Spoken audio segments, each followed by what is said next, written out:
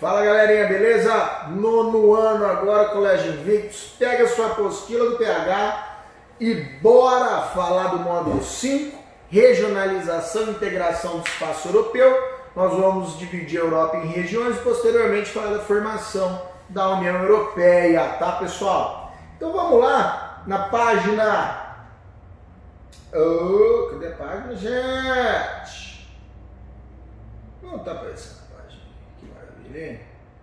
Vamos lá. Vai lá, 321, amor. Pessoinhas, vamos dividir agora o espaço europeu entre norte, sul, leste, oeste. Exatamente isso. Só que a nossa apostila, né, geografia, se utiliza de nomes um pouco mais bonitinhos. Quando a gente fala de norte, a gente se refere, quando a gente fala em setentrional, a gente se refere a norte. Quando a gente fala em meridional, a gente se refere a sul. Da mesma forma, ocidental a oeste, oriental a leste. Então a Europa será dividida da mesma maneira, dessa maneira, tá bom? Vamos começar no sul da Europa, onde nós vamos ter em verdinho aí Portugal, Espanha, Itália, Grécia, pedacinho da Turquia lá, tá bom, pessoal? Parte europeia da Turquia, essa Europa que tem que é banhada pelo mar Mediterrâneo, tem os climas mais amenos aí da Europa, o clima mediterrâneo.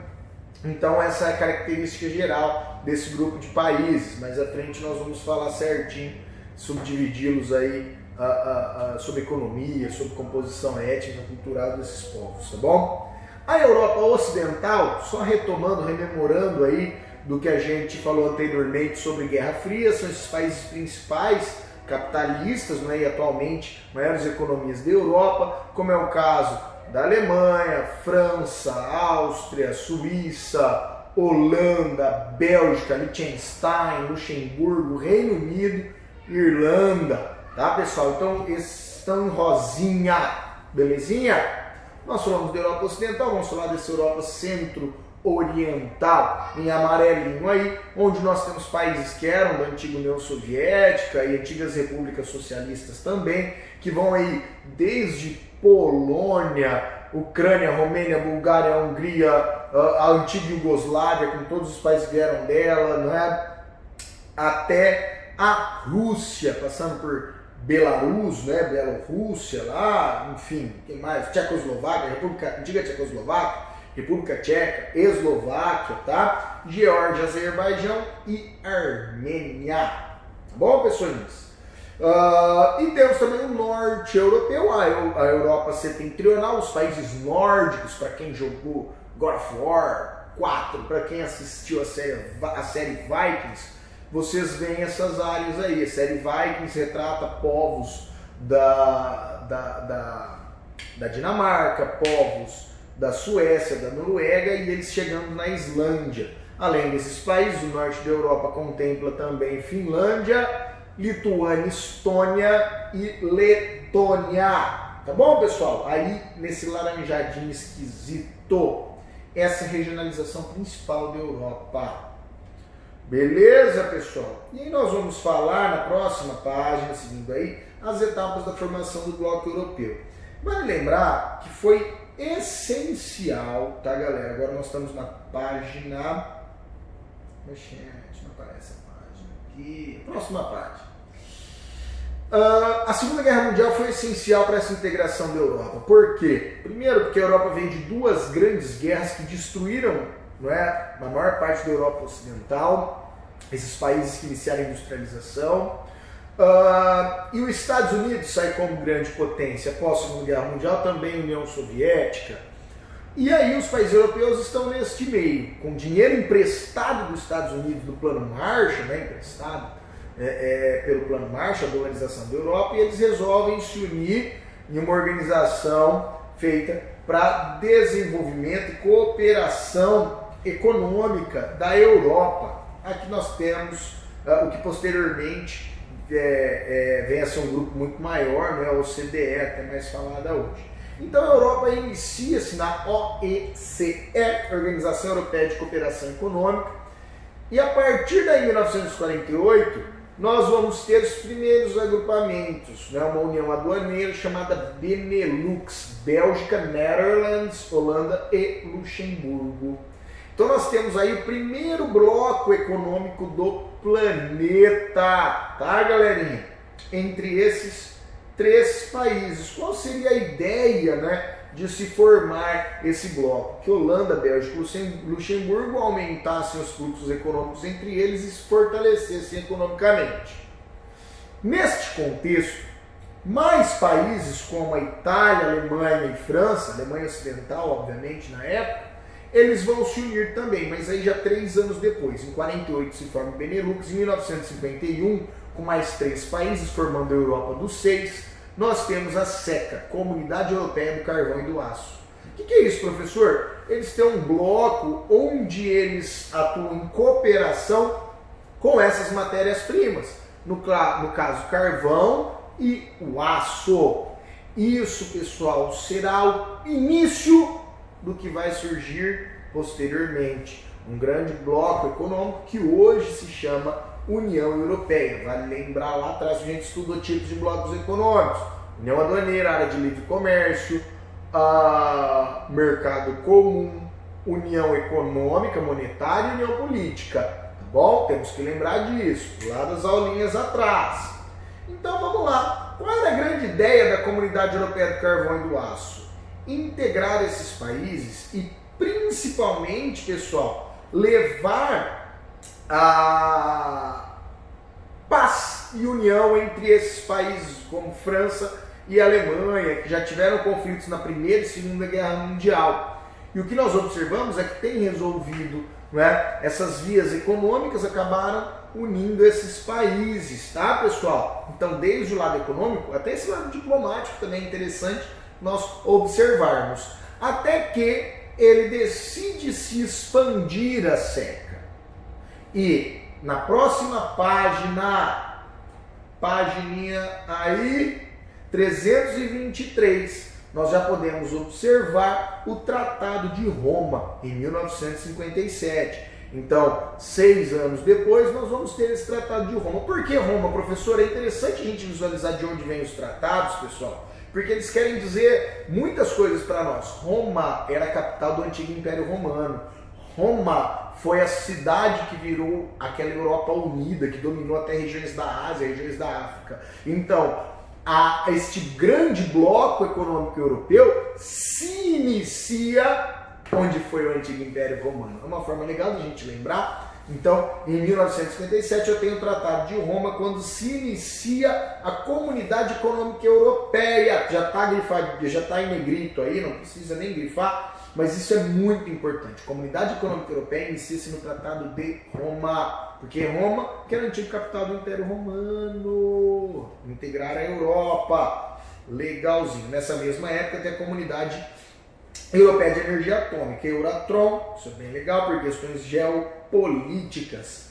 Junto dessa Comunidade Econômica Europeia, né, a CE, vem também um acordo, né, de política agrícola comum para resolver os problemas de fome na Europa. Até hoje a Europa mantém isso. São medidas protecionistas à agropecuária europeia, tá bom? E também para manter, né, a população europeia alimentada. Você tem regiões clássicas na Europa, zoneadas de produção, como na França, como na Espanha, tá bom? Então nós temos, até o Brasil tem grandes dificuldades em entrar no mercado europeu de alimentos, não é porque ele se protege. As políticas agrícolas comuns são para proteger a agropecuária europeia, tá bom, pessoal? Então vamos lá. Nesse mesmo acordo, né, de união da Europa, ele vai aumentar, ele vai se aprofundar entre outros países e iniciar o que eles vão chamar posteriormente de União Europeia. A União Europeia, galera, surge no Tratado de Maastricht. Vamos lá, página 324. Por que Maastricht? Maastricht é uma cidade holandesa. A Holanda é um símbolo de inovação, de país aberto, de país mais livre. Então a Europa queria tirar aquela visão, né, dos países europeus de países antigos, de países atrasados. Então foi usada a Holanda em 1992 para 1993 para se fazer o tratado do que seria a União Europeia que nós temos hoje. Então em 1992 inicia-se a ideia do que é a União Europeia, inicia-se a ideia, né, do euro, que ele seria apenas colocado, né, já nos anos 2000, tá bom, galerinha? Tudo isso, pessoal, vale lembrar, até agora a União Europeia, né, até o Tratado de Maastricht, se configurava como um mercado comum. O que é isso? Livre circulação de pessoas, serviços, de bens, tá bom? Mas agora ela vai se tornar uma união econômica e uma união política. Então deem uma olhadinha aqui, ó. Ah, isso é bem legal. Vejam na página 325, onde nós temos o espaço Schengen, né, o Schengen. Foi uma reunião nessa cidade de mesmo nome, em 1985, um pouquinho antes do Tratado de Maastricht, que garante essa livre circulação na Europa. Então todos esses países que a gente vê, tanto membros como também não membros da União Europeia, vão participar dessa área de livre circulação. Se você tiver de carrinho lá na Itália, você entra na Suíça, suave. Se você tiver de carrinho na Noruega, você entra na Suécia. Noruega e Suíça não fazem parte da União Europeia, tá, galera? Porque esse espaço Schengen. Então neles também fazem parte outros países, tá bom? Países que não, na área de livre circulação, fazem parte também países que não são da União Europeia. Então não apenas a União Europeia, como também outros países. Suíça, a própria Noruega que nós falamos anteriormente, criançadinha. Bom, a partir deste Tratado de Maastricht, ele nos traz dois pontos muito interessantes que nós observamos lá na página 326.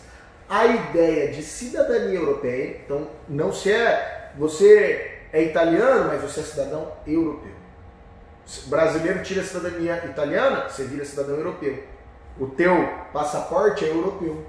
Então, se o teu passaporte vermelhinho lá de europeu, tá, galera? E as políticas externas de segurança comuns. Políticas que até geram grandes críticas, não é? Como, por exemplo, há poucos anos eles fazendo um escudo antimísseis, né, para o lado da Rússia, ou até agora essa política externa quanto aos imigrantes, refugiados entrando na Europa, tá bom? Vale lembrar também, a apostila nos traz diversos outros tratados, como o Tratado de Amsterdã, que ele vem para ampliar a formação deste Parlamento Europeu. Então veja que ainda não existe uma união política. Quer dizer, união política, uma constituição em comum para todos os países, onde todos seguem a mesma lei. Mas está em formação. Isso se inicia no Tratado de Amsterdã, pessoal. O tratado, os outros tratados, como o de Nice, ele traz novos membros, e o Tratado de Lisboa, posteriormente, ele vai trazer essas questões climáticas, questões também acerca de sustentabilidade. Vale lembrar que do ano de 99 para 2000, a Europa entra com a sua moeda, o euro, tá bom? Isso é uma união monetária. Ah, professor, a União Europeia é uma união monetária e financeira? Sim. Tem Banco Central Europeu lá em Frankfurt, né? Então, é um banco que define as questões financeiras monetárias para todos os outros países, para todos os países integrantes. Isso era uma coisa que o Reino Unido mesmo não aceitava, tanto que ele nem fez parte, quando integrante da União Europeia, vai lembrar que o Reino Unido já saiu esse ano da União Europeia, tá? Quando integrante, eles não seguiram o euro para não ter essa mesma política financeira dos outros países, beleza?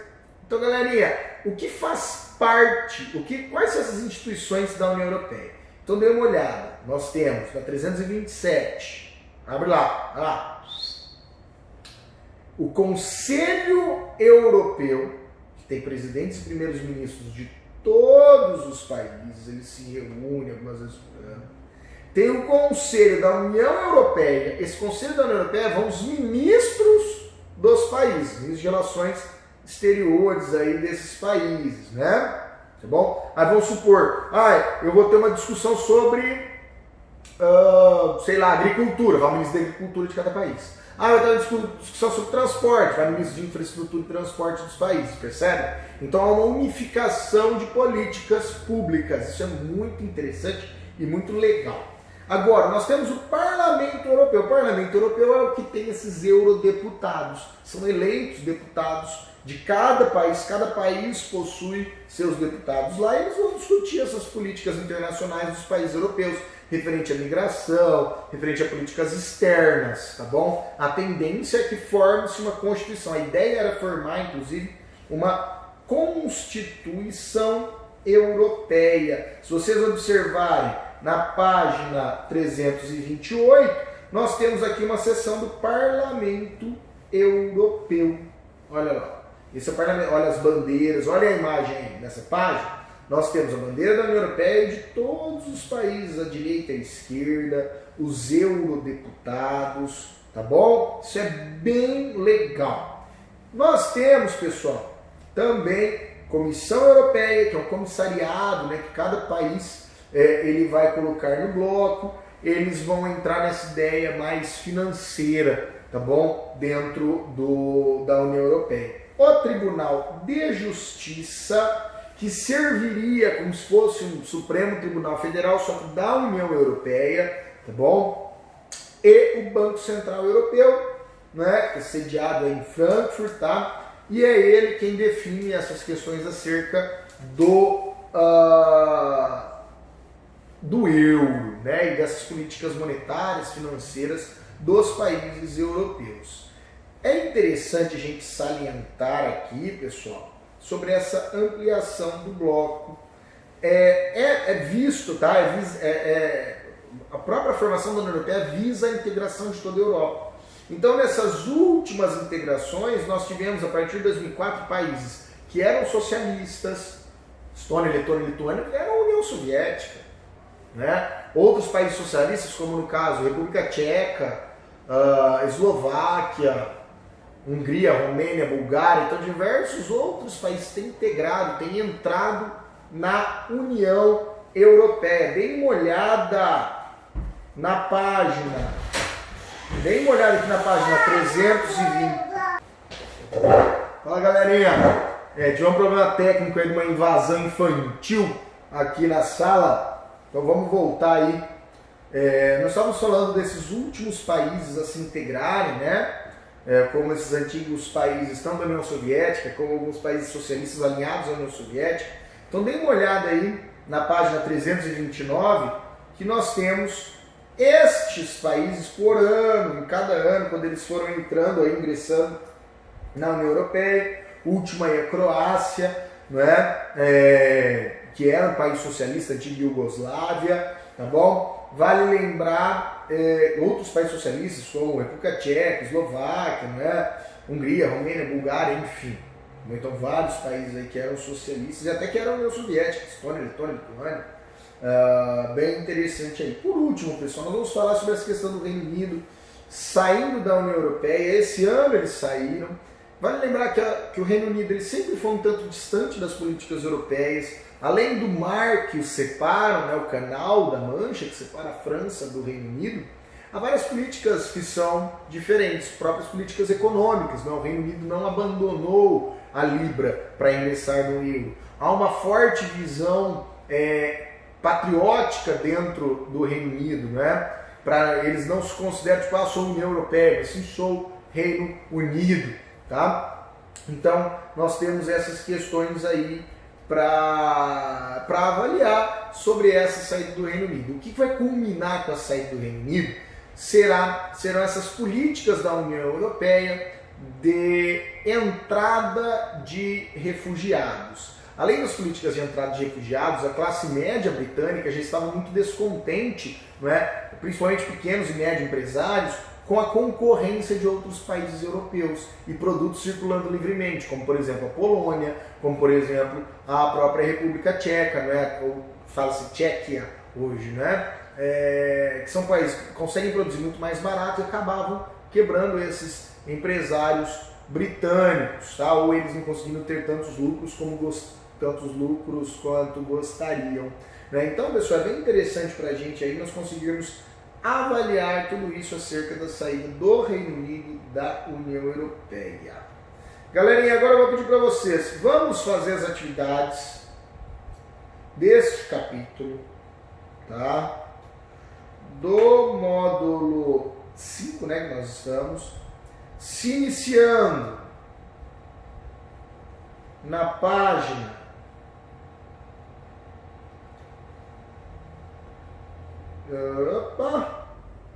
página 332. Faça as atividades desse capítulo para essa semana para mim, por favor. E tamo junto. Valeu. Falou.